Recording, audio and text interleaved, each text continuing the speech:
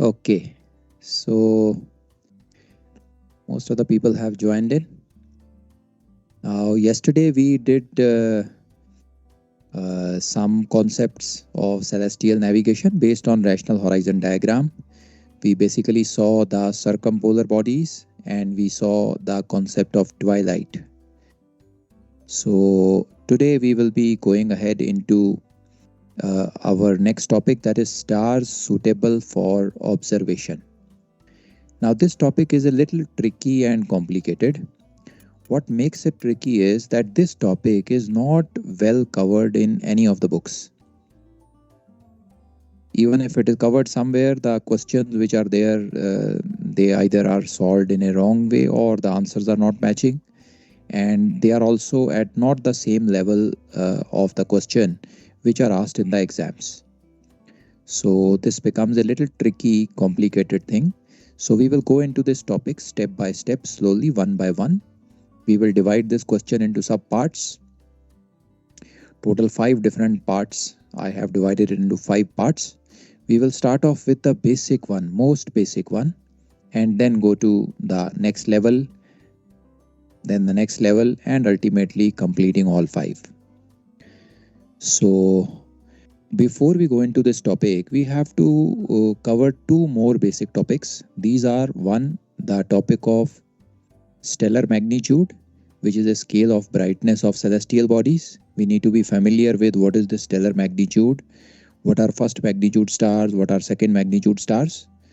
And second thing which we need to be clear and comfortable with is the stars information table which is given in the almanac. So keep the nautical almanacs in front of you. We will first go into magnitude and stars table, and once we are comfortable with these, then we go into star suitable for sight. In this topic, we will be using the concept of twilight, which we did yesterday. We will also be using the concept of circumpolar bodies towards the end. Okay, so with that said, we are ready to now go into the topic. Ready, beta? Chale?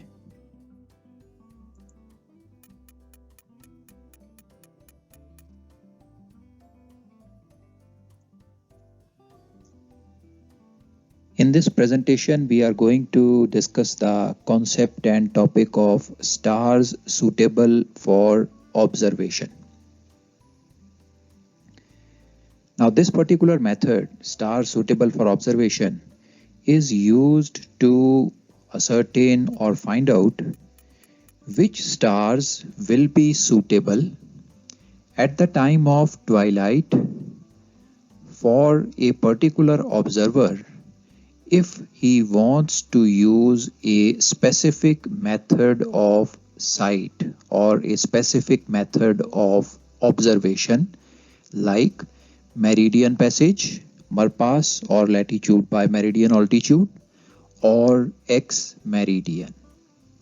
So basically this means that if a observer wants to take a star sight at the time of twilight, twilight is the only time when a star sight can be taken. So he wants to take a star sight, but he wants to use a specific method. He wants to use a particular star for meridian passage or for a Ex-Meridian sight. Now, how to find out of so many stars which are visible to us in the sky, which of them are suitable for the marpass observation or for the Ex-Meridian observation? That is the meaning of the topic, stars suitable for observation.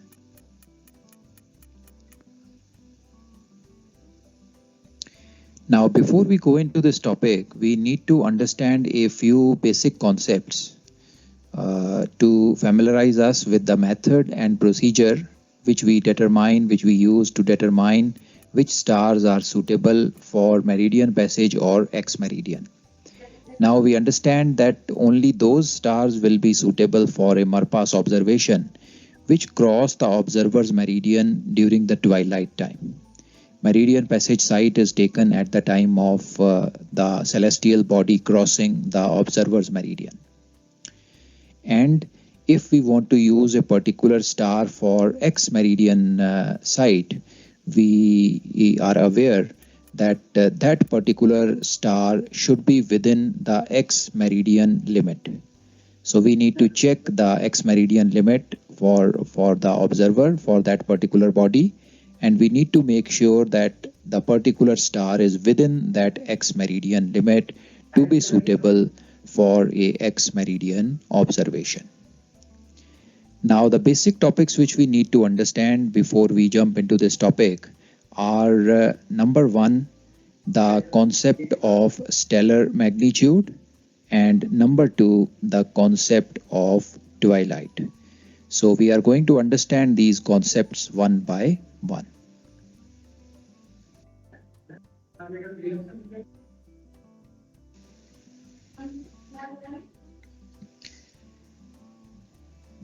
Let's first go into the concept of stellar magnitude. Stellar magnitude is a scale used for specifying the apparent brightness of a star as observed from the Earth. The magnitude number decreases as the apparent brightness of a star increases. You can see this diagram showing some specific celestial objects, celestial bodies, and also their stellar magnitude. You can see the brightest object in the sky which we have is the Sun, and it has a stellar magnitude of minus 26.8. Now, as I told you earlier, the magnitude number decreases as the apparent brightness increases. So the celestial body having maximum brightness is the Sun, and it has the minimum magnitude number. The magnitude number of the Sun is minus 26.8. Now, after the Sun, we have the Moon, the second most bright body in the sky, and the stellar magnitude of the Moon is minus 12.5. Then after the Moon, we have the planet Venus. When it is at its brightest, it has a stellar magnitude of minus 4.4. Then we have star Sirius having a stellar magnitude of minus 1.5. Then Alpha Centauri, the nearest star to us after the Sun, having a stellar magnitude of 0.0. Then Betelgeuse 0.8, Polaris 2.5. Now, the limit of the naked eye is stellar magnitude 6.0. These stars with magnitude 6.0, very, very faint stars, barely visible to the naked eye, are the 6.0 magnitude star. They are also called as sixth magnitude star. The brightest of the stars which we have, like Betelgeuse, Alpha Centauri, Sirius, they are called as the first magnitude star. So faint stars barely visible to the naked eye, sixth magnitude star, and the brightest of the stars coming under the first magnitude stars. Now, if you go little more further, if you use a binocular to observe the sky, you would be able to see the stars having a stellar magnitude up to 10. If you have a 1 meter telescope, it can help you to see the stars up to a stellar magnitude of 19. Then another important telescope which we have, Hale telescope, can see the objects having a stellar magnitude of 27. And the most powerful telescope which we have, the Hubble telescope and the Keck telescope, they can help you to see the stars, celestial object with a stellar magnitude number 30. So a diagram giving us a comparison of the brightness as well as the stellar magnitude of different celestial bodies.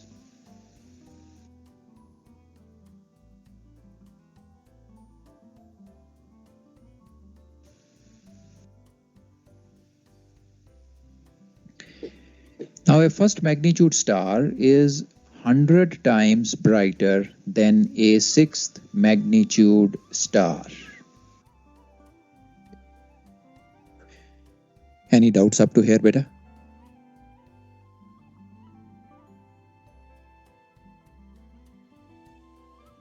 So from Sun till Polaris, all first magnitude stars. Sir, correct? Oh, not Polaris, beta. Betelgeuse. Betelgeuse. Yes, sir. Okay. I'll tell you how they are categorized. Okay, sir. Okay.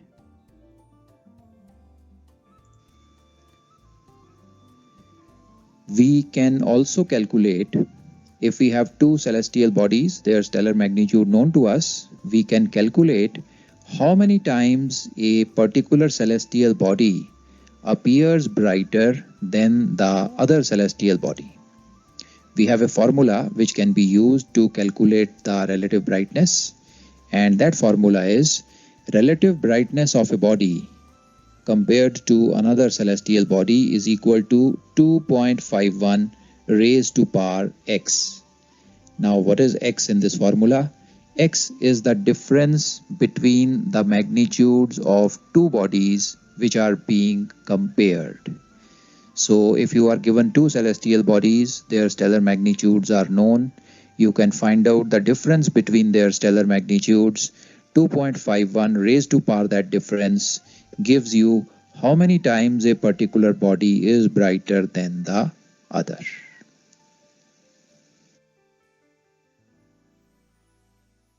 Any doubts, beta?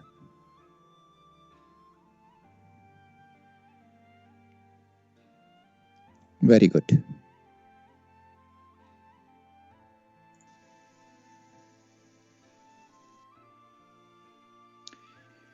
Now we have seen the stellar magnitude of the stars. We know that the faintest of the stars are of magnitude 6.0 and the brightest of the stars are magnitude 1 star. Now these stars are categorized basis their brightness. We have put them into categories. Now what are these categories? All the stars having their magnitude less than or equal to 1.0. That also includes the star in the negative stellar magnitude range. So all the stars having magnitude less than or equal to 1.0 are called as first magnitude stars. This is a group of the brightest possible stars in the sky, and they are the most preferred stars for the purpose of sight taking or for the purpose of observation. We always prefer to have a first magnitude star for our sight taking purpose. They are the easiest to spot in the sky, being the brightest. Now stars having magnitude greater than 1.0 and less than equal to 2.0 are called as second magnitude stars. In case you are not able to find a suitable first magnitude star for the purpose of sight taking, you can also choose and pick up a second magnitude star. They are also bright enough to be used easily for the conveniently for the observation. Now, after this, stars having magnitude greater than 2.0 and less than equal to 3.0, they fall under the category of third magnitude stars, and so on. 3.0 stars having magnitude greater than 3.0, less than equal to 4.0, fourth magnitude. Stars having their stellar magnitude greater than 4.0, less than equal to 5.0, fifth magnitude, and so on. Now, why are these categories important? Because in the questions, they sometimes ask us to find out the first and second magnitude stars which are suitable for a particular observation. So in that case, we check their magnitudes from the almanac, and whichever magnitudes fall under our required category, we pick up those stars and write them as our answer.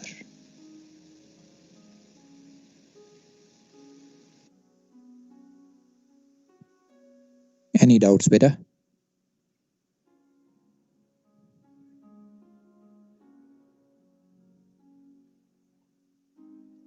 Very good.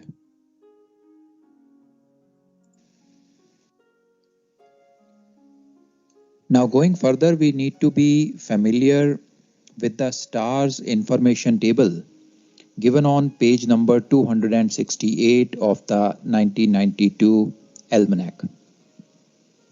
Let's have a look at that table. We have the left hand side page of the table. This is page number 268 of the almanac. And now you can see on the right side is the right hand side page of the stars table, that is page number 269. Now this table gives us the required information about the stars. The first column which you see gives us the magnitude number of each of the star. The second column gives us the name and number of the star. After this, you see the next column of the table gives us the SHA and declination of the stars from January to June. For the first 6 months of the year, the SHA and declination is given on the left hand side page. You have the SHA given first, later on followed by the declination of the star. Now we are aware that the SHA and declination of the star does not change much. There is a very minute change in the SHA and declination of the stars. They can be practically assumed to be fixed bodies on the celestial sphere. So that's why you see in this particular table, the degree values of SHA is mentioned in the beginning and the minutes are mentioned under each and every month. Now the change in SHA, what happens is happening only in the minutes. The degrees usually do not change. So under every respective column of the month, you see the minutes value is given. So you pick up the degree value from the first column and then you pick up the minutes value from whichever month you require the value for. The same is done with the declination. You see the degree value is given initially in the first column, followed by the minutes value for each and every month. And you can see here that the value changes by a certain minutes every month. The change is very, very gradual and slow and not very significant. Now on the right side of the page, we have the SHA and declination of the stars given from July to December. So the right side page gives us the required information for the last 6 months of the year, July to December. You have the SHA and then followed by the declination. Again, the same format is used. Degrees are given in the beginning and number of minutes are shown under each and every month. Now the stars are listed in this table as per increasing order of their SHA, sidereal hour angle. You can see the stars starting in the table from 000 SHA going up to 360 degree SHA. So the first stars which you see is 5 degree SHA, the next one 13, 14, 15 and so on. So if you want to identify or pick up a star from its SHA value, this table is very convenient to use. You can enter into the SHA value column and whichever SHA value you require, you can identify that particular star from this table. Now the left side page of the table gives us the Latin names of the stars. The names which are mentioned here in this particular column are the Latin names of the stars, along with the SHA and declination from January to June. Whereas the right side page which we see gives us the English names of the same stars. And also, as we discussed just now, it gives us the SHA and declination of the star from the month of July to the month of December. So important thing to remember here is whether you go to a particular star on the left hand side page or you go to that particular star on the right hand side page, it is the same star mentioned. Only thing is, the names given on the left side page are Latin names and the names given on the right hand side page are English names. To give you an example, pay your attention to the number 2 star which we have on our list. On the left hand side page, you see the number 2 star which we have is Alpha Pegasi. Whereas if you go to the right hand side page of the table, the same star is mentioned as Markup. So on the left hand side, Alpha Pegasi, on the right hand side, Markup represents the same star. Alpha Pegasi is its Latin name and Markup is its English names. Now, as far as our exams are concerned, we always use the English names of the star. So whenever you are required to identify and list down the stars, you will be picking up the English names, irrespective of the month of the year, whether it is January or June or July or December. Any month of the year, you will be picking up the names in English. That means the name from the right hand side page of the table. So if you are picking up the second star, even for the month of January, the star will be named as Markup and not as Alpha Pegasi.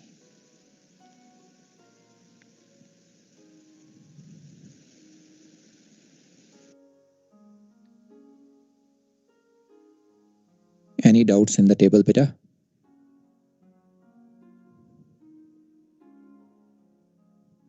Sir, this name and number, the number one is which one, sir? This 57, 56, 55, what is that, sir? Okay, that's not required for our purpose, but that number is a certain number given to that particular star. Actually, there is a table in the Nautical Almanac where some selected stars are listed. Now, that table unfortunately is not there in the selected pages of your 1992 almanac which you have. It is not there. But if you see the Principles of Navigation book, there are some pages of 1976 almanac there. There you can find that page. So there are total 57 selected stars which are very easy to identify in the sky. They are listed. So this number basically refers to that list. We don't need this number for our purpose. Okay, sir. Thank you. Okay. Great, beta. Very good. So this is what is required for going into the star suitable questions. Now we are familiar with the stars table information, how to pick up the information from the table. We know that. We are also familiar with the concept of twilight and as well as the stellar magnitude.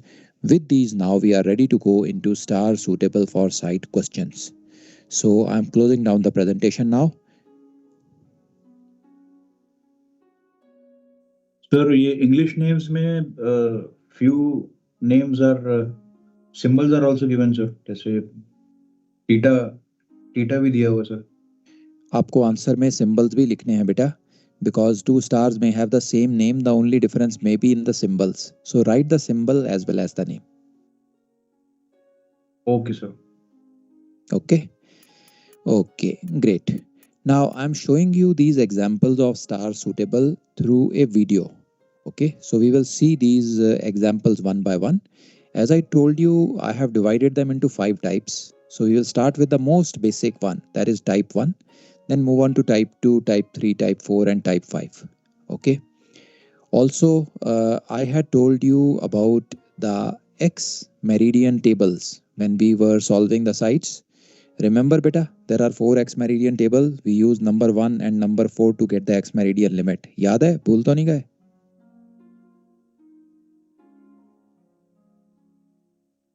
Yes, sir. Okay, great. We will be using that in the questions.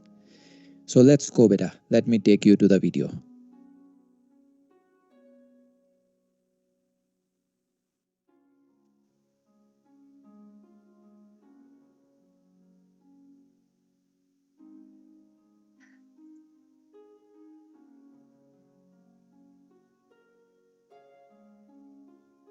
The entire process of star identification based on various needs has been divided into few categories, and we shall see each one of them through some examples.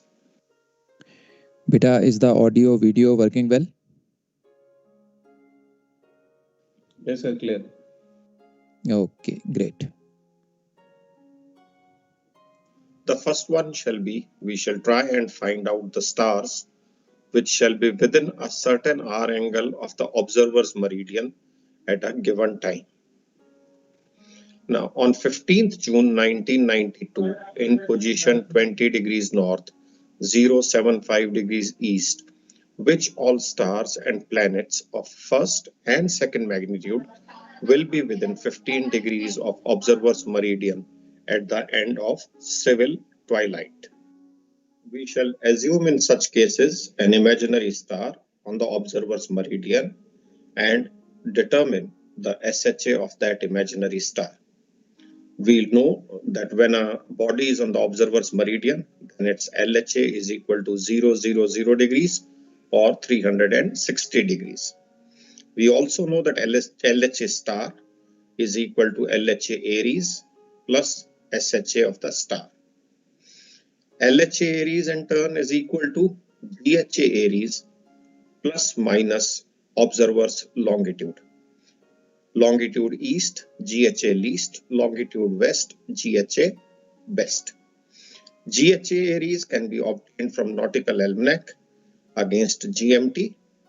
Now, if the time in question is given in GMT, it can be directly used. If some other time is given, that needs to be suitably converted to GMT. Beta, any doubt in the first 2 points?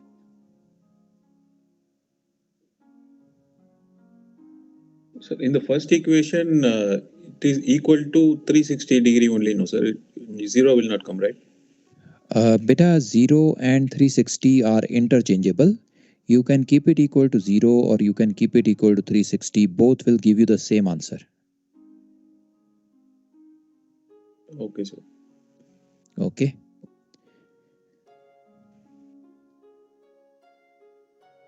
Okay, great. If the time at all is not mentioned in the question and it is only morning or evening, then for AM cases, we shall use the starting time of the nautical twilight. Please remember, all the twilights begin at different timings in the morning and they all end on sunrise. So we take the time when the nautical twilight begins in the morning. If it happens to be a case of evening, then all twilights will begin on sunset and end at different times, and we shall use the time when the civil twilight comes to an end. So beta, can you tell me now why for AM we are using nautical twilight starting time and for PM we are using civil twilight ending time? Why is it so?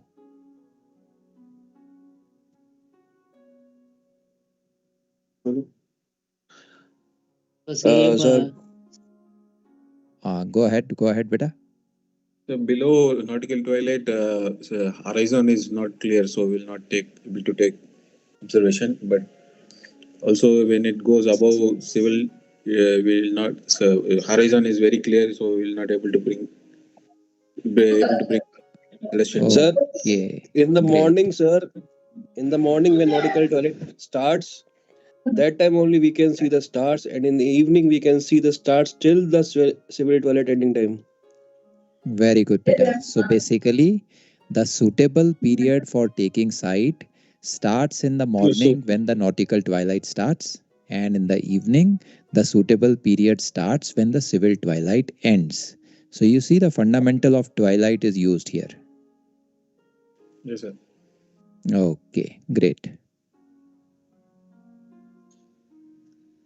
The range of SHA acceptable or for which in which we'll have to find the stars shall then be calculated by adding and subtracting the range of hour angle to the SHA of the star on the observer's meridian.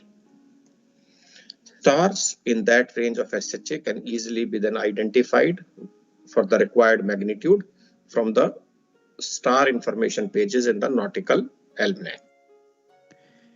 Okay, now we will see all these steps in detail, beta. When we solve the question, all these steps will be followed one by one, so you'll understand there.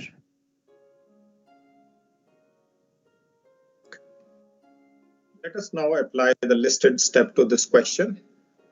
We need to find out all the stars and planets of first and second magnitude falling within 15 degrees of observer's meridian at the end of civil twilight on 15th June 1992, and the position of the observer is given here in latitude and longitude.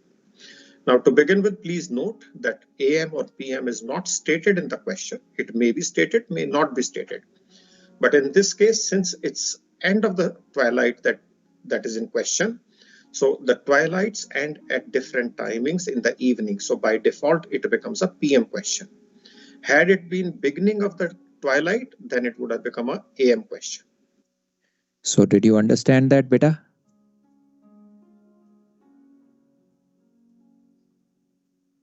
Yes, sir. Very good, beta. Great. So now we go to the daily page of the Nautical Almanac for 15th June. For 20 degrees north lat, we pick up the civil twilight time in the evening. And we all know this time shall be LMT. So the LMT of civil twilight in the evening would be 15th day, 19 hours, 05 minutes and 00 seconds.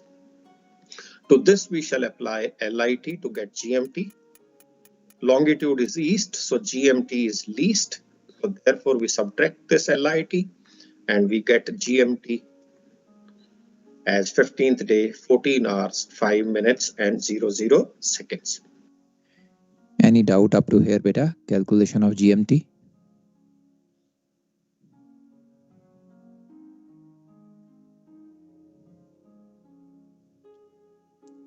Very good.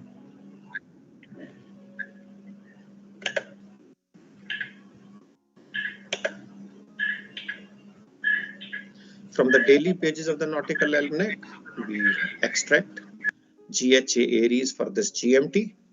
Now GHA Aries for 15th day, 14 hours is on the screen. To this we add the increment for 5 minutes, 0 seconds. And this gives us the GHA Aries. To this we apply the observer's longitude, that is 75 degrees east. Longitude east, GHA least. So we add to get the LHA Aries.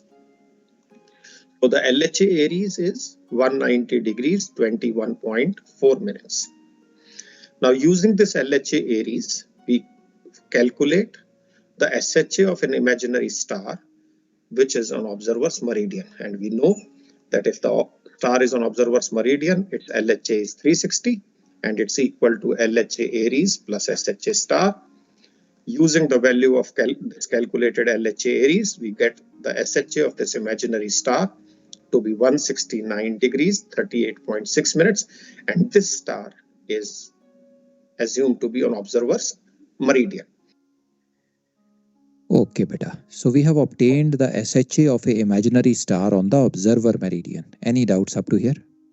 The LHA star, where did he get, sir? Okay. Beta, this star is a imaginary star and it is on the observer's meridian, right? Yes, sir. Any body when it is on our meridian, its LHA has to be 360. That's why we have kept the LHA of the star equal to 360. Okay, sir. Sir, where we get the LMT, sir? That's why I'm looking on the Nautical Almanac, sir. Okay. Beta, go on the date 15th June and look for end of civil twilight in the PM. The latitude is 20 degrees north, so have a look there.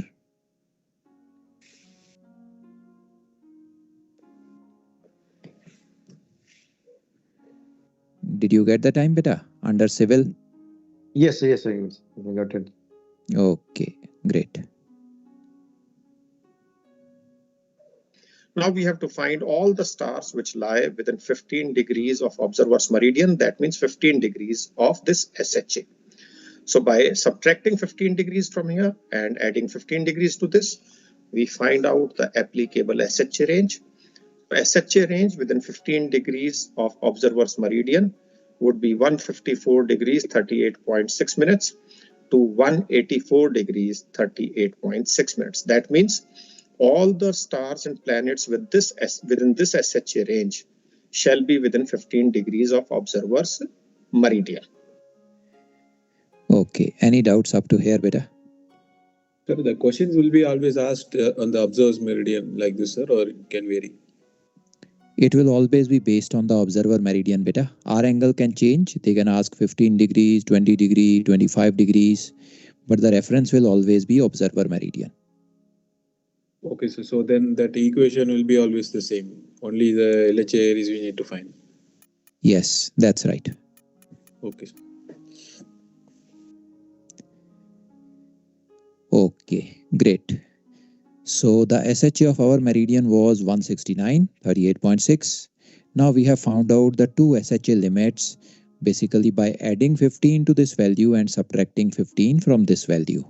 Now we will find all the stars within this range. So we will go to the stars table and find the stars. Now we go to the daily pages. We go to the table for stars. Now, if we go to the table for stars in the Nautical Almanac, we know that this information is tabulated in the ascending order of the SHA. We identify this range that we have calculated, and we see that this is the range which is in question here. Now, in this range, we find out the stars of first and second magnitude. Magnitude is in the first column. So we identify there is one star here of magnitude 1.2. Then there are two stars out here, one of 1.7 magnitude, another of 1.5. Then two more here, 1.6 and 1.1 magnitude respectively. In this range, we find these are the only 5 stars which belong to first and second magnitude. So these are the 5 stars. Now these are the Latin names of these stars. On the opposite page, we can have their English names. Their SHA can be picked up from here for the month of June, and so is their declination. And we can tabulate these stars then. Stars of first and second magnitude within 15 degrees of our angle of the observer's meridian. And these stars with English names are then Spica, Elliot, Mimosa, Becrux, and Ecrux, together with their SHAs and declination. Okay, beta. Now, beta, you can check this. You can go to the stars information table, look for the stars in this range, and see that you are getting all these 5 stars. If there's any doubt, let me know, beta.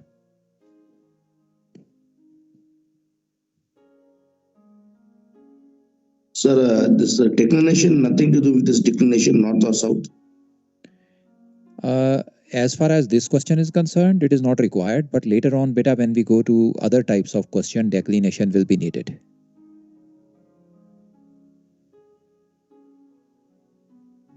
Understood.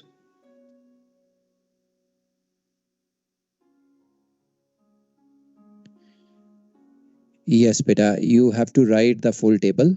Only thing which you can omit is the star number. Star number is not mandatory, it can be removed, but the remaining item have to be included. Even if they have asked you the names of the stars, you have to include the magnitude, the SHA, and the declination.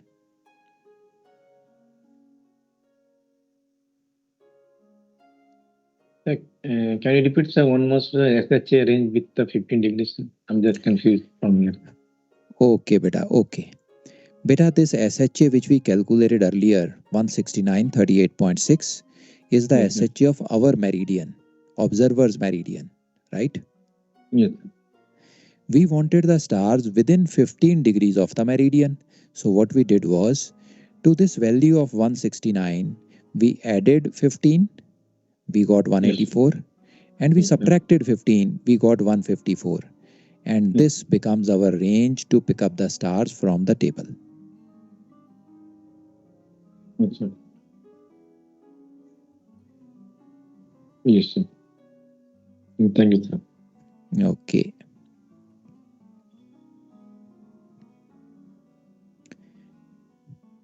Clear, beta? Understood up to here? Yes, sir. Very good. Sir, if for the question we have given only at observer's meridian, then we need to check only with that SHA observer. Yeah, they will ask always these reference will be the observer meridian. So that's how you need to check. If they're not giving 15 degrees, if they're not giving 15 degrees, sir, they're saying only at observer's meridian. Without any degrees, only observer's meridian. So you mean to say that they have not mentioned within how many degrees the stars are to be found? Yes, sir, that's right. They're saying only at the observer's meridian. Okay, the question will not make sense. So they will have to give a specific range of the angle here, because without the angle the question becomes irrelevant, because there can be infinite number of stars. Okay, but later on maybe you are confusing it with Ex-Meridian questions. When we go to the Ex-Meridian type questions, I will tell you if this R angle is not given, what is to be done.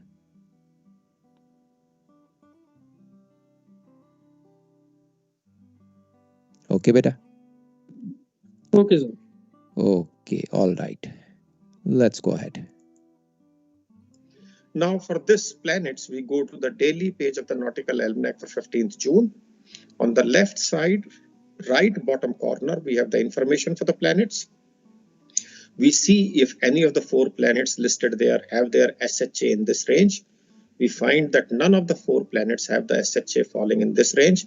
Therefore, there are no planets with SHA in the given range or within 15 degrees of observer's meridian as required by this question. So you can check and confirm the planets also, beta. For that, you need to go to the daily page and see the planets. Sir, I didn't get, sir. Can you repeat again this? Okay, beta. Okay, you have a almanac with you? Yes, sir. Go to 15th June 92, beta. 15th June, yes, sir. On the planets page, come to the bottom of the page and go to the right corner. Yes, sir. Can you see the SHA of the 4 planets? Yes, sir. Venus, Mars, Jupiter, Saturn. Yes. Check if anything is falling between 154 and 184. No, nothing, sir. Exactly. That is the answer for this question, beta. Okay, sir. There are no planets for this observation. Yes, that's right. If you find something there, then you will mention it here in your answer. Okay, sir. Sir, if they don't particularly mention... One by one, beta. Sir, only SHA we can get for the planets in this. Declination will not be there. We can find the declination also. I will tell you, in case you find a planet there, then you can find the declination. See, you have the time. GMT is 15th day, 14 hours, 05 minutes. So for this GMT time, you can go to the declination column of that particular planet and you can pick up the declination also. Okay, sir. Thank you.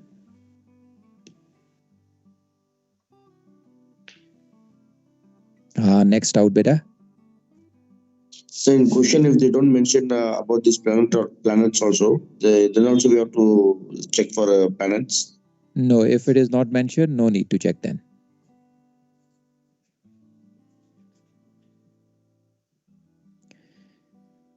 Okay, great.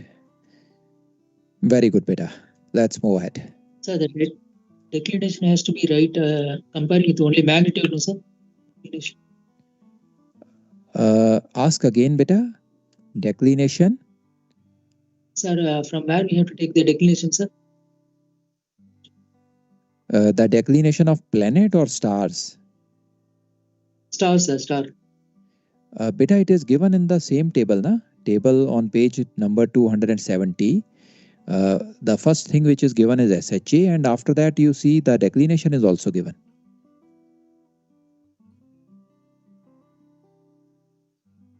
Okay, sir, thank you. Okay, good. Let's move ahead. So we have only these 5 stars and no planet. I hope this question is well understood. If not, please pause the video, go back by 5 minutes and revisit this particular part before moving with the other type of questions, because this will form the basis of practically all the questions. We just learned to make a list of stars and planets which meet the requirement of given magnitude and which also lie within the given range of observer's meridian. Now, all these stars that we identified may be visible to the observer, may not be visible, may be suitable for taking sights, may not be suitable. So now next we'll try and assess their visibility criteria and also their suitability for taking sights. On 15th June 1992, in position 20 degrees north, 75 degrees east, which all stars and planets of first and second magnitude within 15 degrees of observer's meridian at the end of civil twilight will be visible to the observer and suitable for taking sight. I'm sure you'll agree with me that first step shall be to make a comprehensive list of all stars and planets which meet the given requirement of magnitude and hour angle. Now, to assess visibility, we know that the body must be above the observer's rational horizon. We also know that for a body to be above the rational horizon, for whatever period of the day it may be, A, latitude of the observer and declination of the body, if they are same names, yes, body would definitely be coming above the horizon for some part of the day. Or if they have opposite names, then the body shall be above the rational horizon only if sum of latitude and declination is less than 90 degrees. Now, both these things can be summed up in one condition, wherein we say we find out the L difference D, difference between latitude and declination, and if the difference is less than 90 degrees, the body shall be visible. What do we mean by L difference D here? Please note, it means we are talking of algebraic difference between latitude and declination, and algebraic difference means that if they are same names, you subtract, and if they are opposite names, you add. And if the algebraic difference is less than 90 degrees, the body shall be above the rational horizon and hence visible. Okay, beta. Now this is the important thing to note, beta, in these questions. To find whether a body will be above the horizon or not, you have to find the L difference D. If the L difference D is less than 90, body will be above the horizon and it will be visible to you. If the difference L difference D is not less than 90, it has gone greater than 90, body will not be visible. Clear, beta?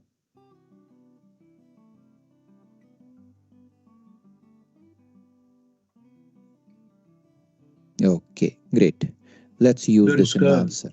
ये वाला video मिल सकता है sir?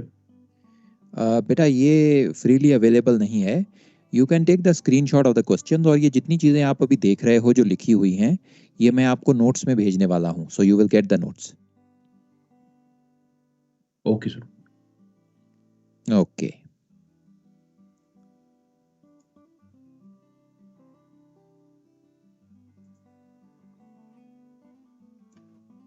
So now we can close out this question. First, we have the comprehensive list of all stars and planets meeting the magnitude and hour angle requirement, which I'm sure all of us would agree is the same as the result of question number 1. So we pick up the result of stars from earlier working and now assess whether they are going to be visible or not. These are the 5 stars which meet the requirement of magnitude and the hour angle as far as this question is concerned. Now, to assess visibility, we have just learned we have to get L difference D. So we insert one more column here for observer's latitude, and observer's latitude is 20 degrees north. Now we have to find L difference D. Before we show it up, just to reiterate, L difference D means algebraic difference. Same names, subtract, opposite names, add. And now we have L difference D showing up here. Opposite names, add, same names, subtract, and we have L difference D for all the 5 stars in this column. Okay, beta, you can check the L difference D. Any doubts coming, let me know.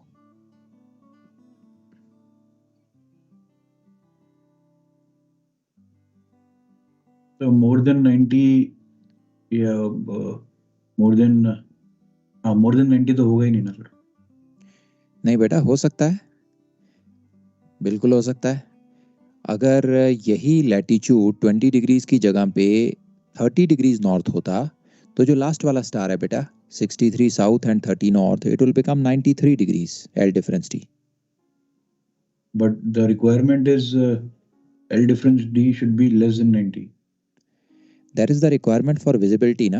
It is not necessary that all the stars will be visible to all the observers. Yes, sir. Okay. Fortunately, in this case, no one is going outside 90, so all are visible.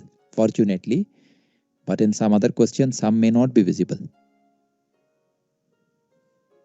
Yes, sir. Okay, beta. Great. Now, for the star to be visible, this L difference D shall be less than 90 degrees. And we see that for all the 5 stars, for all the 5 cases here, L difference D is less than 90. Therefore, all these 5 stars shall be visible to the observer. Clear up to here, beta? Any doubts? So then why in this previous slide it is given body declination and observer's latitude should be same name? No, beta. No. They are not saying that the body's declination and latitude should be of the same name. They were simply telling you what is the meaning of L difference D. Okay. If the body's declination and latitude are of the same name, L difference D will always be less than 90, so body will always be visible. Okay. You can conveniently forget about that, whether LD are of the same name or of the opposite name. You can just find out the L difference D and it will take care of both the conditions.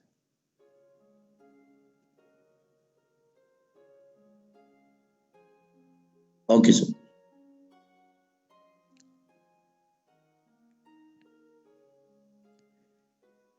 Okay, beta. Great. So part A is done. All the stars are visible. Let us now see how to check which stars are suitable for sight. For that, we have a different criteria. Let's see.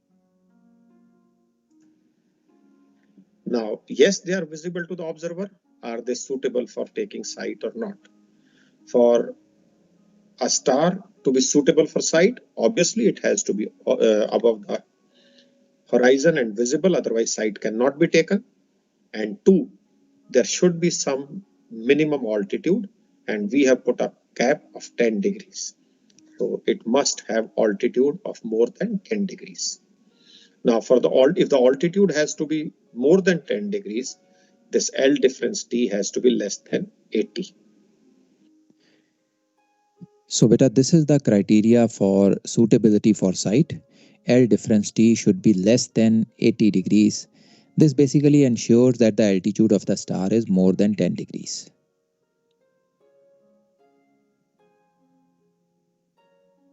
So to assess the suitability for sight, we can make one more column and see in which all cases L difference D is less than 80. And we see that for first 4 stars, they are all suitable for taking sight. The last, that is Acrux, though it is visible, but it's too low and is not suitable for sight. So I hope you will remember this requirement to assess the suitability for taking sight and also the conditions required for a star or celestial body to be visible to an observer. Okay, beta. So these conditions need to be memorized. And any doubts in this question now? L minus D should be always 10 degree to 80 degree, then it is suitable for sight. Is it correct, sir? No, beta, not L minus D. It is L difference D. Yes, L difference D should be within 10 degree to 18 degree, then it is suitable for... No. Even if L difference D is 0 degrees, it will be suitable. That 10 degrees is basically the altitude of the body. Altitude has to be above 10 degrees to take a site, and this is ensured by keeping L difference D less than 80. Even if L difference D is 5, still you can take a site. So altitude where it's given, sir? So it should be less than 80 always. Yes, it should be less than 80 degrees. That's all. There is no minimum criteria. So the 10 degree we don't need to care about. No, you don't need to care about. L difference T less than 80 takes care of the 10 degree altitude. Okay, sir. Is there any specific reason that this low altitude, why we should not take the... Okay, beta. You have the almanac with you? Yes, sir. Okay, just open the first page, beta.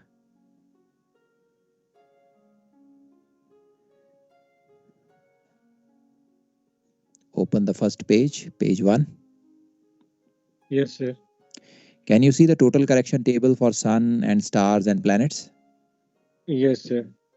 See what is the altitude where it is starting. Got it, sir. Got the answer? Yes, sir. Okay. Thank you, sir. Okay, beta. All right.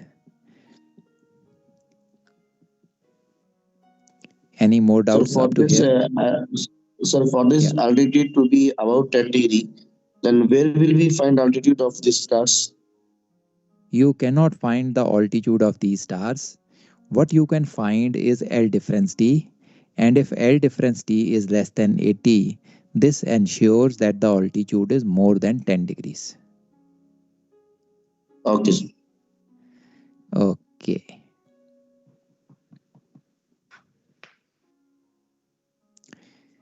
Great बेटा. चलें बेटा third type पे.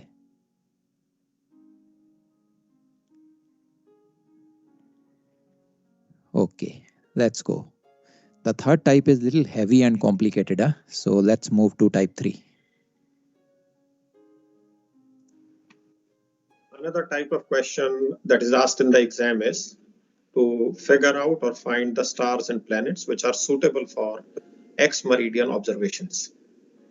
On 15th June 1992, in position 20 degrees north, 75 degrees east, which all stars and planets of first and second magnitude within 15 degrees of observer's meridian at the end of civil twilight will be suitable for Ex-Meridian observation. So this is type 3 now, beta. Suitability for Ex-Meridian.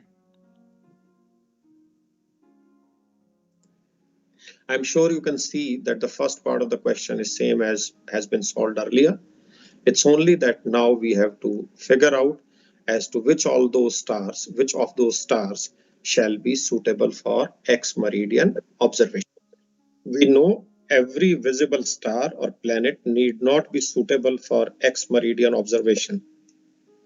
To check if a star is suitable for Ex-Meridian observation, we need to obtain R angle P, which is the difference in the SHA of the star or the SHA of the planet in question and the SHA of an imaginary star on the observer's meridian.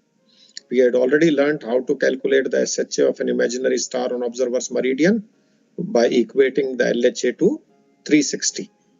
So P is the difference between the SHA of this imaginary star on observer's meridian and the SHA of the star or SHA of the planet in question.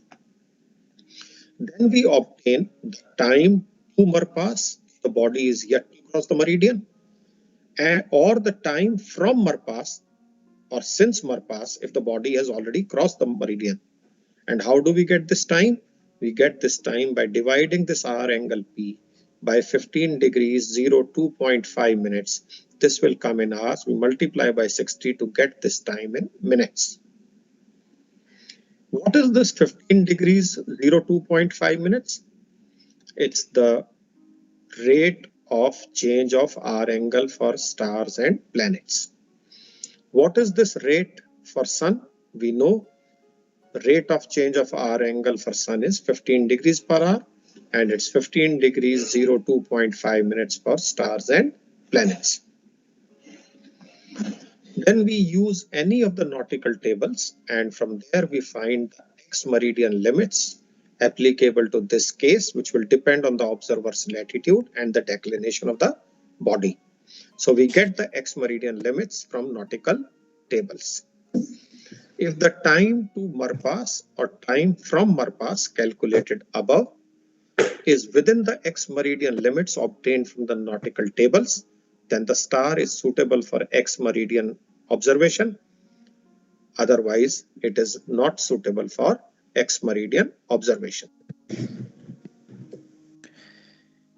Okay, so we will be following these steps in the question beta. This is what we'll be doing. Any doubts coming up to here?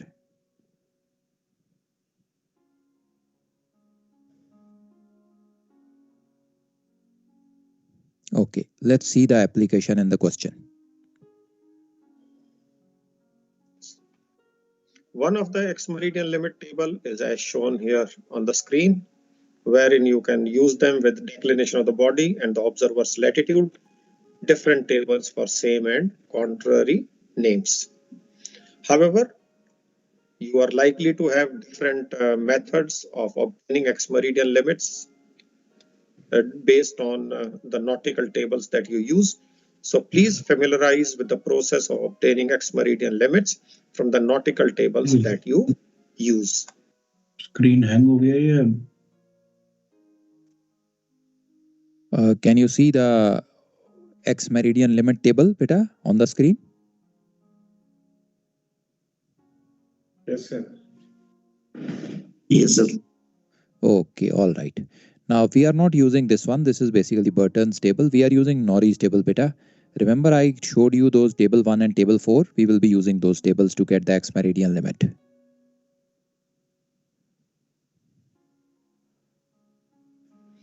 Each nautical table may have slight difference in the process and also in the values, because these values are approximate values. So there will be also a slight variance in the values, which is insignificant. You can go by the values that you get from your tables. Now we are in a position to close out this question. On 15th June 1992, in position 20 degrees north, 75 degrees east, which all stars and planets of first and second magnitude within 15 degrees of observer's meridian at the end of civil twilight will be suitable for ex-meridian observation. I'm sure we'll agree that first part of making a comprehensive list of stars meeting the magnitude and hour angle requirement we have already done. It's the same question as the earlier ones. So we'll bring forward the same list that we made in the earlier questions.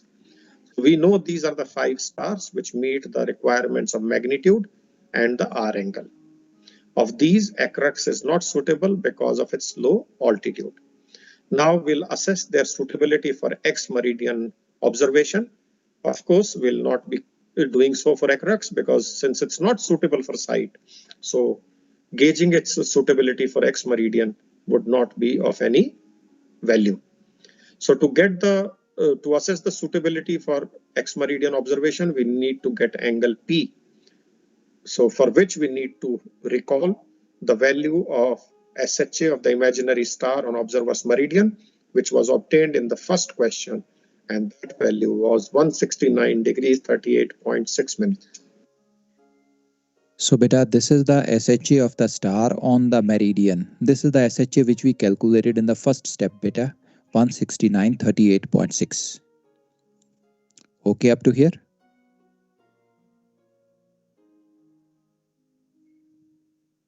Sir, on the left side, we also have SHA star 158.47.7. That is the SHA of Spica beta. 158.47.7 is the SHA of Spica. And 169.38.6 which we have mentioned here is the SHA of our meridian. Okay, sir. Okay, sir. Okay. So we will find basically the difference between these two now. Okay, sir. This just which we shown now, it is for calculated, and that SHA on the left side, which we taken from Almanac. Yes, that's right, beta. Right. Okay, sir. So SHA of the imaginary star on meridian would be so much. SHA of the respective star is as tabulated here. The difference between these two for respective stars shall give us the R angle P. So this R angle P for Spica is the difference between 169 degrees 38.6 minutes and 158 degrees 47.7 minutes. Likewise, we have got the R angle for all the stars. Okay, have a look at this P angle now, beta. Any doubts, let me know. So there is no minus plus, it's just a difference only we have to write, right, sir? That's right, beta. No minus plus, only difference.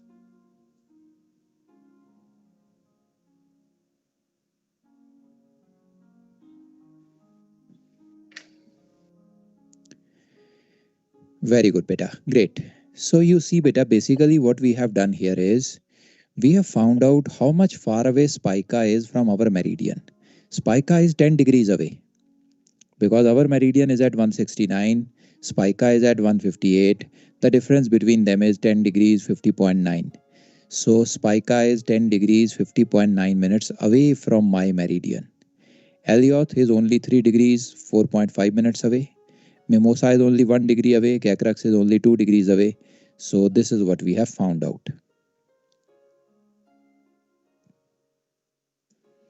Next we get is the time to Marpas or time from Marpas by dividing this R angle by 15 degrees 02.5 minutes. When we divide, we get time to or from Marpas as shown here. This is 43 minutes 16 seconds and we have time for other stars also. Okay. So you can check these timings, beta. The time for Spica is 43 minutes 16 seconds. Any doubt in the times, let me know.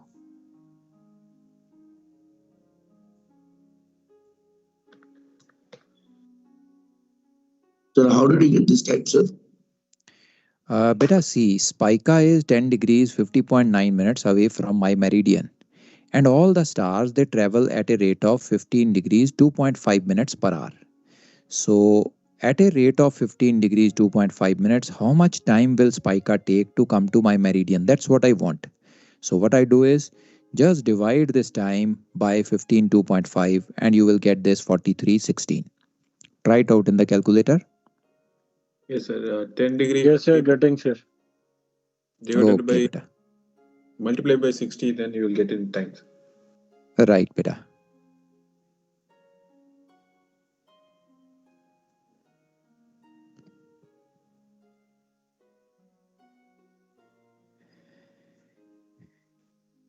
So clear up to here, beta?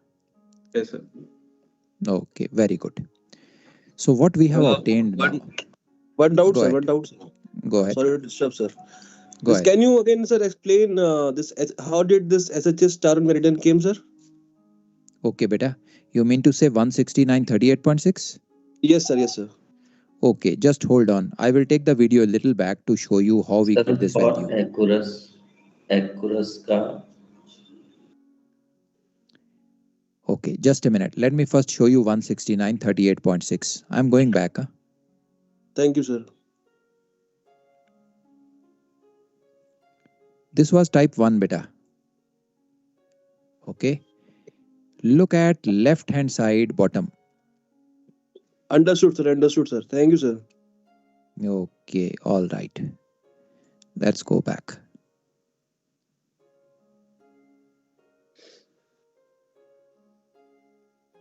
So here we are. The R angle is obtained. And from the R angle, we have now obtained the time also. So let's go to the time. To Marpas or time from Marpas by dividing this R angle by 15 degrees 02.5 minutes. When we divide, we get time to or from Marpas as shown here.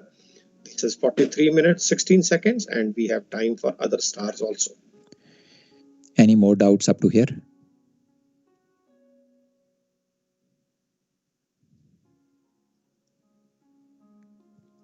Yes. Okay, very good, beta. Now try to understand what we have obtained.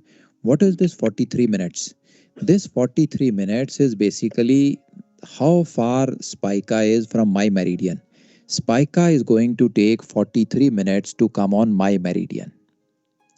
Elliot is going to take 12 minutes to come on my meridian, or you can say Elliot is 12 minutes away from my meridian.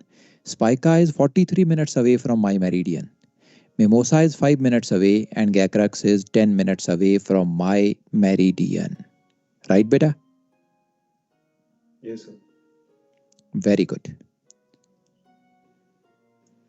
Now we use nautical tables and get the Ex-Meridian limits using the nautical tables. We have used the Norris tables to get the Ex-Meridian limits. So these Ex-Meridian limits are as per the Norris table: 29 minutes for Spica, 44 minutes for Elliot, and the others as listed. Okay, beta. Now these limits are picked up from the Ex-Meridian tables. If you want, you can go to the tables and check these values. We first go into table 1. We get the factor A from there. With factor A, we go to table 4. Table 4 gives us the limit. So these are the limits picked up from the tables. Any doubt in these limits?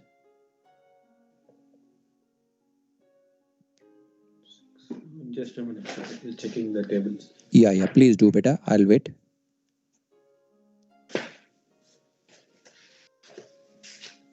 I'm getting from the table 1 with cross reference of latitude and declination, getting 11.6.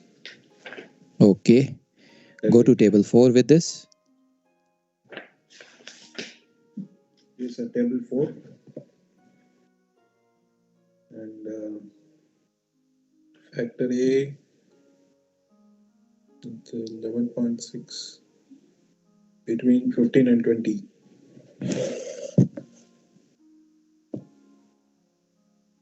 So that factor A, I should be looking in the table 4 side. That's right, beta. So factor A got 11.6. Here I have a factor A 20 and 15 in between. So that is between 8 and 10. No, there is some mistake somewhere, beta. See, for Spica, you are looking for Spica, right? Yes, sir. Okay. Now the declination of Spica is 11 south. The latitude is 20 north. Check the table 1, beta. Lat and dec are opposite names. Check you went into opposite name part. Latitude and declination. It's written on top of the page. Lat and dec same name. Then you have lat and dec opposite name. Go to lat and dec opposite names. Huh? Okay, so I have checked in the same name. A different name, 20 north, 11 degree, 3.52. Very good. Now come to table 4. Yes, sir. 3.52 is between 29 and 32 minutes interval.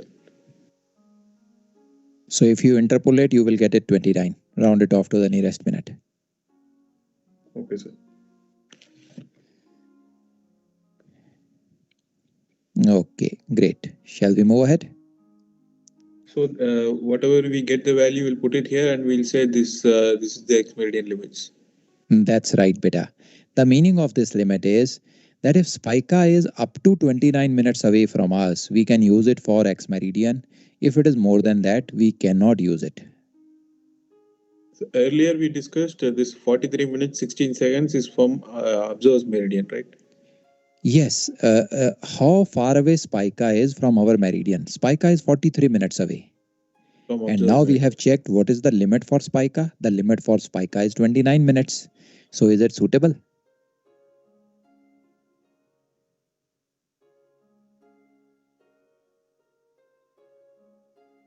Let's see. We compare these Ex-Meridian's limits obtained from nautical tables with the time to or from Marpas that is calculated. And what do we find? Except for Spica, which is outside the Ex-Meridian limits, the other 3 stars, Elliot, Mimosa, and Gekrax, they all are within the Ex-Meridian limits, and therefore these 3 stars are suitable for Ex-Meridian observation. So Okay, I'm not getting how it is getting suitability. Okay, beta. Try to understand. I'll explain you. Yes, sir. Spica's Ex-Meridian limit is 29 minutes. What does that mean? It means that if Spica is within 29 minutes of our meridian, east or west, if it is within 29 minutes of our meridian, you can use it for a Ex-Meridian site. If it is more than 29 minutes away, it has gone too far off, it cannot be used for Ex-Meridian. Okay, sir. And now we check that right now Spica is 43 minutes away from us. Yes, sir. So not So suitable. that's correct. So it is not within the limit, that's why not suitable. All other are within the limit. Elliot is only 12 minutes away. Its limit is 44, so it is within the limit. Mimosa is 5 minutes away, its limit is 61, so suitable. Gacrux is 10 minutes away and the limit is 60 minutes. Again, it is suitable. Okay, sir. Understood, sir. Thank you, sir.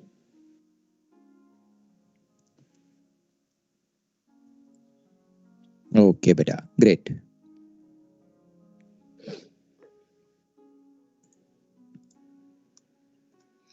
Now, in some questions, if the R angle, like in this case, it was given to find the stars which are within 15 degrees of observer's meridian. Now, if this angle, R angle limit is not given in the question, then, and we have to perform this check for Ex-Meridian observation, then we can check the stars falling within 20 degrees of R angle from observer's meridian. So if this limit is not contained in the question, you can set this limit at 20 degrees and carry out a check that shall suffice our purpose. So is the doubt cleared now, beta? You are asking if R angle is not given, what is to be done? Yes, sir. Yes, sir. Understood. Very good, beta.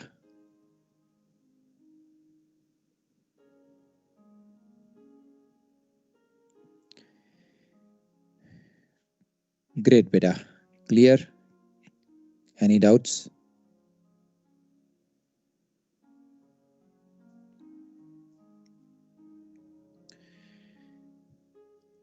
All right. Very good. So let's take a break here, beta. Let's take a break.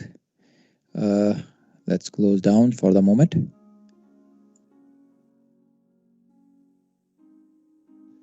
Yes, sir. Okay, good. So let's move on to the next two types of question. Now, beta, up to here, the questions were moving in the same pattern. We had the first question, find the stars within a certain R angle, then which of them are visible, which of them are suitable, which of them are suitable for Ex-Meridian, all moving on the same track. Now, these last two types which we have are slightly different. Okay, so the wording is slightly different. The question is also different. So let's see these two types. Let's go.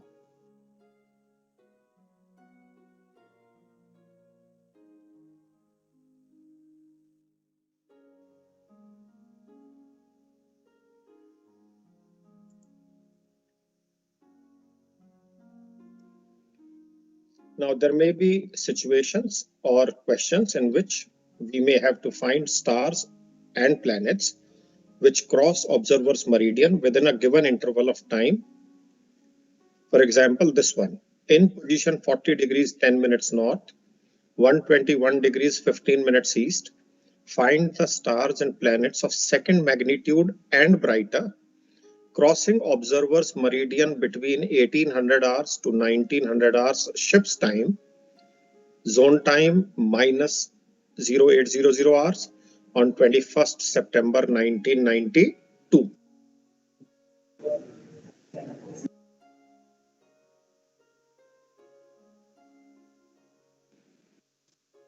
To handle such questions, we need to obtain the SHA of an imaginary star on the observer's meridian, both at the beginning of the given interval and at the end of the given interval. So we get two SHA values of this imaginary star. One when it is on the observer's meridian at the commencement of the interval, and second when it is on the observer's meridian at the end of the interval. We know how to calculate the SHA of imaginary star on the observer's meridian. We can equate the LHA of that imaginary star to 360, and this LHA is equal to LHA Aries plus SHA of the imaginary star. We have already calculated in the first question, and we can repeat that process out here. If the duration of time is not given in the question and it is only AM or PM twilight, then for AM cases, the interval used is between the starting time of the nautical twilight to the starting time of the civil twilight. So that shall become the interval. Commencement of the interval shall be at the onset of nautical twilight and the ending of the interval shall be at the start or onset of the civil twilight. For PM cases, this interval shall be between end of civil twilight to the end of nautical twilight. We can identify the stars and planets within the SHA range thus obtained corresponding to the magnitude of stars and planets that is given in the question. Now, all the stars within this range shall be crossing the observer's meridian during the given interval.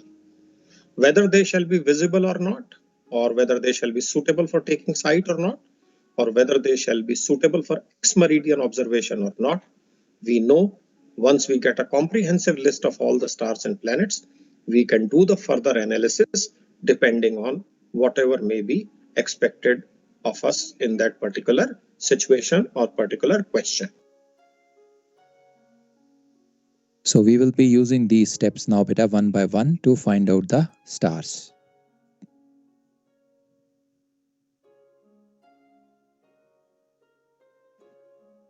So now we're in a position where we can solve this question. In position 40 degrees 10 minutes north, 121 degrees 15 minutes east, find the stars and planets of second magnitude and brighter crossing the observer's meridian between 1800 hours to 1900 hours shift mean time, zone time -8 on 21st September 1992. So we first find out the GMT at the commencement of the required interval and GMT at the end of the required interval. So the starting time, ship's mean time is 21st day, 18 hours. Zone time -8. And we get GMT, longitude is GMT least, 21, 10, 0, 0, 0, 0. So we get the GMT at the commencement of the interval. Likewise, we calculate the GMT at the end of the interval, 21, 19, 0, 0. Zone time -8. And we get GMT as 21 day, 11 hours, 0, 0 minutes, 0, 0 seconds. Any doubts up to here, beta?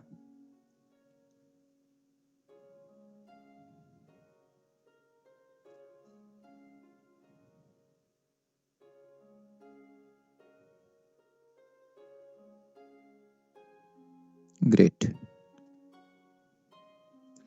Now we get the LHA Aries for these two GMTs. So at the starting time, GHA Aries for 21 hours, 21 day, 10 hours is so much.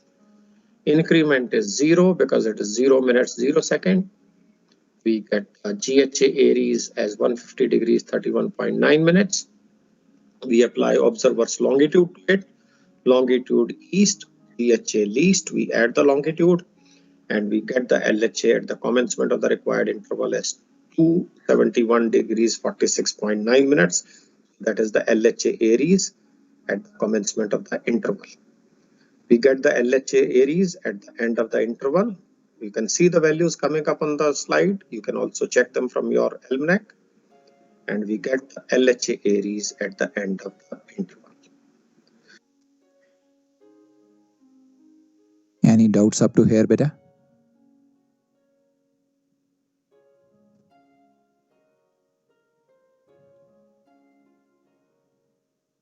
Now we find out the SHA of the imaginary star on the observer's meridian at the starting of the interval and at the time of the ending of the interval. So for imaginary star on the observer's meridian at the commencement of the interval, LHA star, which is equal to 360 degrees, will be equal to LHA Aries of 271 degrees 46.9 minutes plus SHA star, which gives us the value of SHA star to be 088 degrees 13.1 minutes at the commencement of the required interval. Exactly the same way, we can get the SHA of the imaginary star on the observer's meridian at the end of the interval. And we get this value to be 73 degrees 10.6 minutes.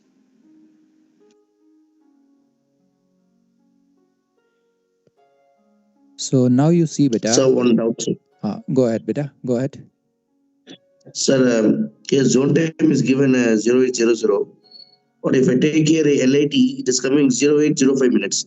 That is 8 hours 5 minutes. Okay, beta. Beta, LIT is So- applied to local mean time, LMT, to convert it into GMT. Now what they have given here is ship's time. So ship's time and GMT difference will not be LIT, it will be the zone which you are keeping on the ship. Okay, sir. Okay.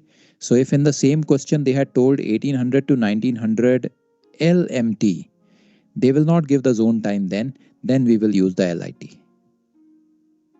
Okay, sir. Thank you. Understood, sir. Okay. Great, beta. Now you see, beta, in the previous question, we were given only one time. So we were calculating one SHA and then we were adding or subtracting the R angle to get a range. Now the only difference in this question is that they have given us 2 times. For these 2 times, we get the 2 SHA and the range is automatically obtained. Rest of the question is exactly similar. We have the SHA range now from 073 to 088. We will go to the table and find out the stars within this range, exactly same as before. So this is the only difference in these questions. We have got the SHA of the imaginary star on the observer's meridian at the commencement of the interval and at the end of the interval. So all our stars and planets of interest should have the SHA in this range. So the SHA range that is of interest to us is from 073 degrees 10.6 minutes to 088 degrees 13.1 minutes. We go to the star tables and we find out stars of second magnitude and brighter in this SHA range. And for planets, we'll go to the daily pages of the Nautical Almanac for 21st September. Stars and planets of second magnitude and brighter crossing given observer's meridian between SMT 18 to 19 on 21st September. The stars will be only 2. You can check. We already have learned this, how to figure out these stars in the star tables in the range of SHA. And the stars are Vega and Cos Australis. These are the 2 stars in this SHA range meeting this magnitude requirement as per the question. And when we go to the daily pages of the Nautical Almanac for 21st September 1992, we find there are no planets with SHA in the given range on that day. Therefore, we do not have any planet which is going to cross the observer's meridian in this window. On the other hand, we have 2 stars of magnitudes of second magnitude and brighter, which shall cross this meridian of the observer between 1800 hours to 1900 hours. Have a good look, beta, and let me know any doubts coming anywhere. Sir, so whenever the time range is given, then we have to follow this procedure. Yes, beta. If a specific time is given, then R angle will be given. Yes, that's correct, beta. You are right. Yes.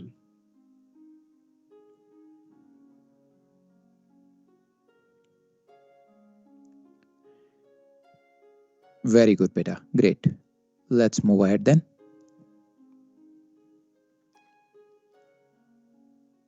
Now, we have already calculated the stars, whether they are going to be visible or not, whether they are going to be suitable for sight or not, or whether they are going to be suitable for Ex-Meridian limits or method or not. I think we have to execute the respective step further if we have to assess them for any other parameter which we have learned, be it their visibility, be it suitability for sight in general, or be it their suitability for Ex-Meridian observation. Having found the stars and planets which shall cross the observer's meridian within a given interval. Any doubts, beta? Yes, sir. Previously, the stars Vega is 0.1 magnitude, But in question, they're asking a second magnitude. Second magnitude is 1.0 to 2.0, correct, sir? Okay, beta. Now look carefully, beta. They are asking second magnitude and brighter. So this will include second magnitude, also the first magnitude, because first magnitude is brighter than the second magnitude, na? Okay, sir. Okay. Okay, understood, sir. Okay. And brighter. If and brighter was not mentioned here, then we will not pick up Vega here. We will only pick cos australis. Okay, sir. Okay, good. Or Ex-Meridian observation. Having found the stars and planets which shall cross the observer's meridian within a given interval, we could similarly be required to find the stars and planets that shall cross the observer's inferior meridian during the given interval. Observer's inferior meridian is the meridian which is 180 degree opposite to the observer's own meridian. Say, for example, this question. In position 40 degrees 10 minutes north, 121 degrees 15 minutes east, find the stars and planets of second magnitude and brighter crossing the observer's inferior meridian between 1800 hours to 1900 hours ship's time, zone time -8 hours on 21st September 1992.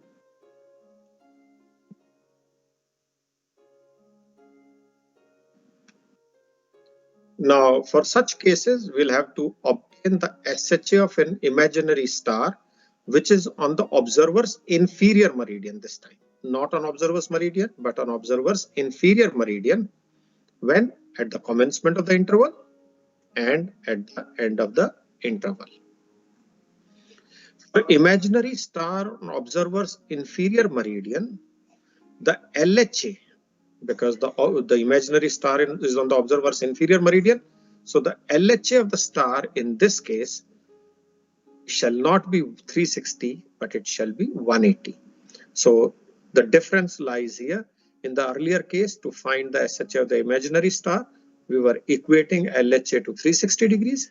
In this case, because the imaginary star is not on the observer's meridian, but on the observer's inferior meridian, so the LHA of the imaginary star shall be equated to 180 degrees.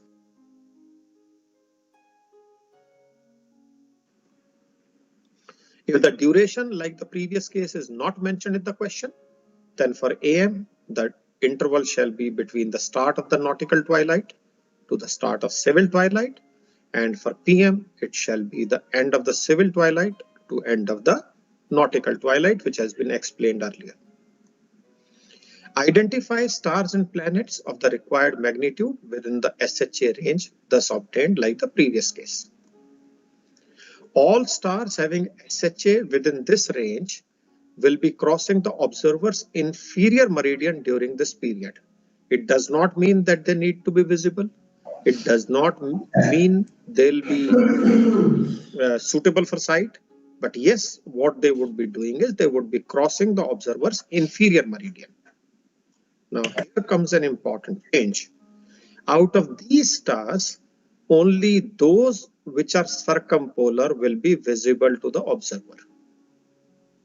Because when the celestial bodies cross the observer's inferior meridian, then they shall be above the observer's rational horizon only if they are circumpolar. Otherwise, they will be below the horizon. So only those stars and planets which happen to be circumpolar shall be visible if we have to ascertain the visibility issue. A star will be circumpolar only if latitude and declination are same names, and at the same time, that is plus, the sum of latitude and declination is greater than or equal to 90. Clear, beta? Any doubts?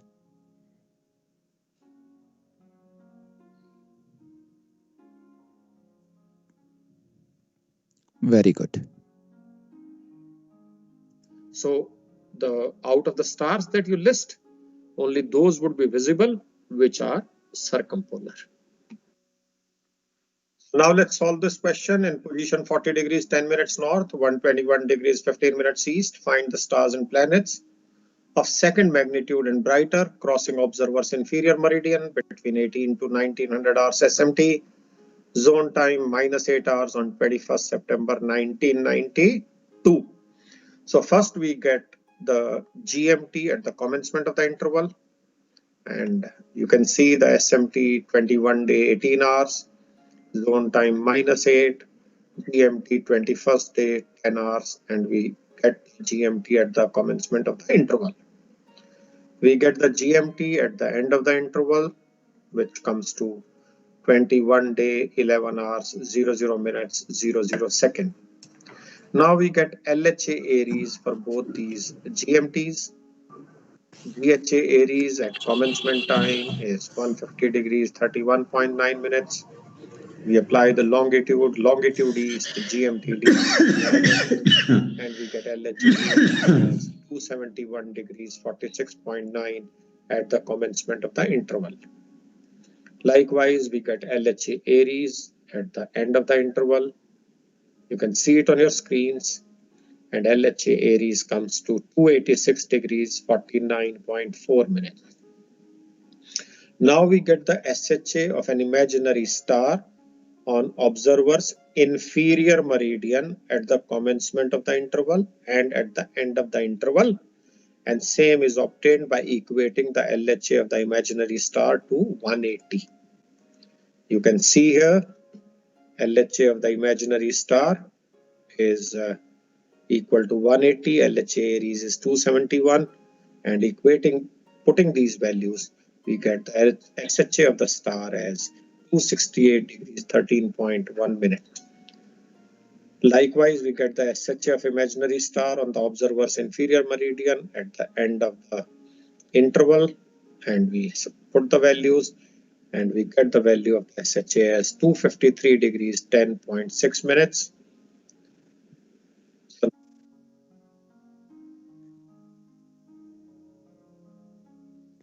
Any doubts up to here, beta?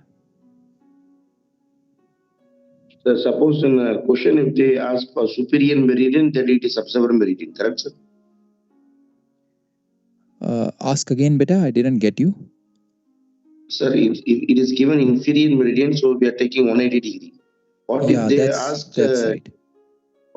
Yes, sir. If they ask for superior meridian, then it is observer meridian itself. Okay. Usually we do not call it as superior meridian. We call it observer's meridian and observer's inferior meridian. Okay, sir. Observer's inferior meridian is inferior meridian, and observer meridian is same meridian as observer. Yes, that's right. That's right. Okay, sir. Now we have obtained the range of SHA in which we have to find the stars and planets of the required magnitude. The SHA range of interest to us is from 253 degrees 10.6 minutes to 268 degrees 13.1 minutes. We go to the star tables, look for stars in this range with magnitude of 2 and brighter, and we get the following stars. We get Adhara, we get Sirius, we get Elena, we get Canopus, we get Mirzam. So these are the 5 stars that we get, which have the SHAs. You can see they are in this range, and their magnitude you can see here, they are of magnitude 2 and brighter. So these are the stars which shall cross the observer's meridian between 1800 hours to 1900 hours ship time on 21st September for an observer in position 40 degrees 10 minutes north, 121 degrees 15 minutes east. Now we go to the daily pages of the Nautical Almanac for 21st September to see if any of the planets fall in this range of SHA. And we find that Mars has a SHA of 264 degrees 06.2 minutes, which is in this range. So Mars would also be crossing the observer's inferior meridian in the given window. Now, where do we get this SHA of Mars from? Where do we get the declination of Mars from? Okay, that we are aware, we get it from the daily page of the almanac. So have a good look at the solution, beta. Let me know any doubts coming in. Yes, sir. As per the condition, latitude and declination should be same name. So here only the alhena is applicable, correct, sir? Yeah, if they wanted to find out which of them will be visible to us, then in that case, our latitude is north, so only alhena will be visible to us. Alhena and Mars. Yes, sir. Yeah, that's right. Declination of Mars is also north. Alhena and Mars. Now you have to check the second criteria also, beta. That is L plus T should be greater than equal to 90. So latitude is 40. Alhena is 16. So that totals up to 56. So not visible. And for Mars also 40 plus 23, that comes to 63. So they will cross, but they will not be circumpolar because L difference D is not greater than 90. Okay, sir. So both the conditions should meet. Yes, both should meet. Okay, sir.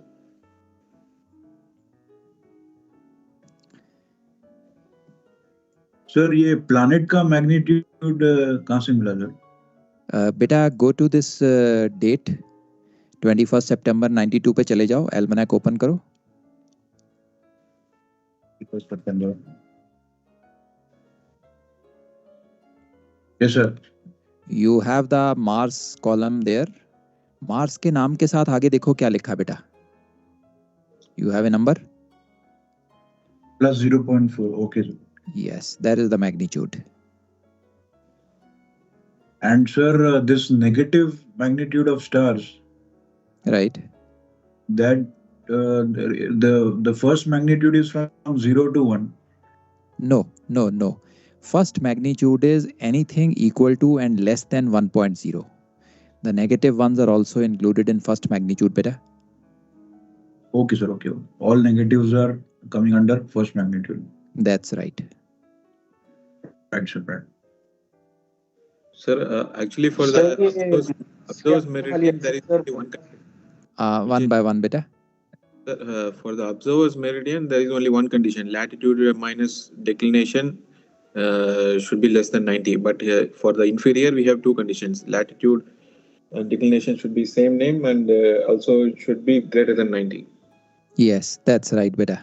That's right. Okay, sir.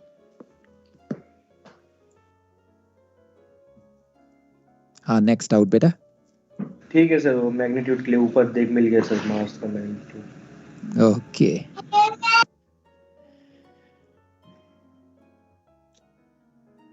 Okay, beta. Great.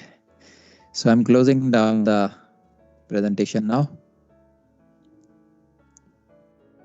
Okay, beta. Now I'll be sending you a note which will include all the things which we discussed in the video. So all the steps will be mentioned there, all these 5 types, how the questions are to be solved.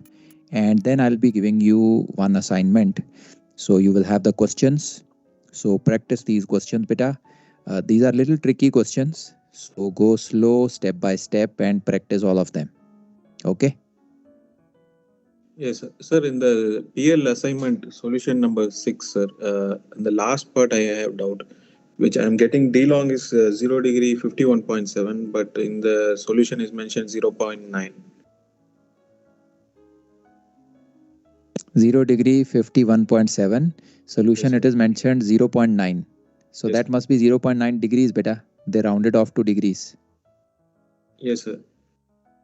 So, sir, in solution set is given 0.9 minutes, yes, but it should be 0.9 degree. Actually, it is 0.9. Okay, that error can be there. No issues. So both of you are getting 0.9 degrees, huh? Yes, sir. Okay, that error can be there, beta. That's perfectly all right. It can be there. I'll correct it. Okay, sir. Let me Yes, Have sir. a look also. So, am I correcting? Am I doing correctly, or just want to confirm, sir? Okay, give me a minute, just a minute.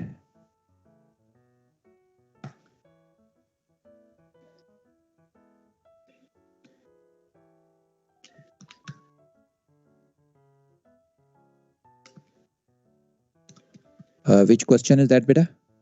6, sir. Number 6.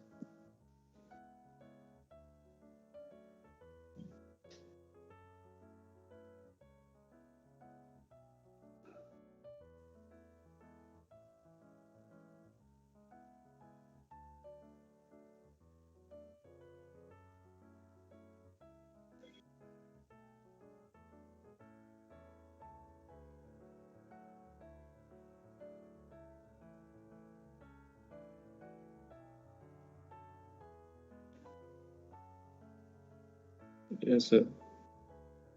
This is D This one, beta? Yes, sir. This is 0.9 degree, which I'm Okay. the calculator. Okay, beta. All right. All right.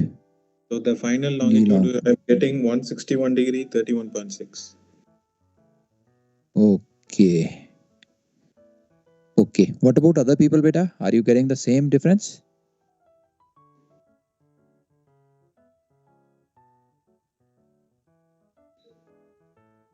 Sir, he is asking that it is 0.9 minutes or 0.9 degree to confirm. So that can Okay, be just a minute. clear.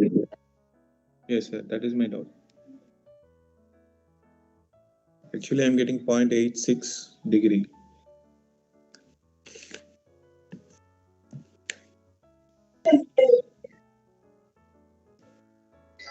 Sir, it is 0.9 minutes only.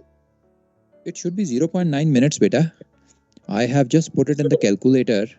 It's coming as 0.86 minutes. You see, this is 0.6 minutes here, beta. Okay, sir. The departure is in minutes. Yeah, that's right. I just punched the numbers in the calculator. It's coming to 0.8622 minutes. So rounded off, it will be 0.9 minutes only. Okay, sir. So this 0.6 I'm taking from the gap that is in nautical miles. Whatever we are getting is in minutes. Yeah, that's right, beta. Whatever you are getting here is in minutes. Okay, sir. Okay, sir. 1 minute is equal to 1 nautical mile. 1 minute. Okay, sir. Thank you, sir. Thank you, sir. Okay. So this must be 0.6 centimeters. Yes, sir. 0.6. Right. So that's 0.6 minutes. And this is 0.9 minutes. Okay, sir. Thank you, sir. Okay. Good. I checked. Okay, beta. All right. So let's close this.